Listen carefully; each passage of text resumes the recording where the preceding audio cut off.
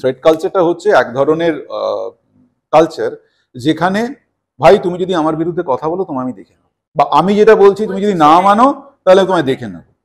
এটা কিন্তু বছরের পর বছর ধরে চলে আসছে, এটা কিন্তু ইদানিংকালের ঘটনা নয়, এটা কিন্তু বছরের পর বছর ধরে চলে আসছে। আমি আমার প্রথম থেকে দেখেছি হাড়ে ঠোরে এর এই হুমকিটা সবাই দিচ্ছে।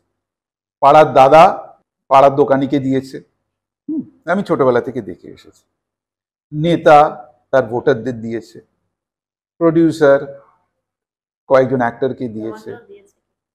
সাহস হবে না, এইটুকুনি বলতে পারি। আমাকে কেউ যদি হুমকি দিতে যায় আমি কিন্তু প্রতিবাদ করব, এটা সবাই অন্তত আমার কর্মক্ষেত্রে এটা জেনে গেছে। আমি চুপ করে থাকবো না, তার কারণ আমার তো পাওয়ার লোভ নেই। অনেকে পাওয়ার লোভ আছে, বা অনেকে অসহায় যে জানে যে কাজটা করতেই হবে, কারণ এটাই তার একমাত্র জীবিকা। আমারও এটা একমাত্র জীবিকা, কিন্তু আমার পাওয়ার লোভটা নেই।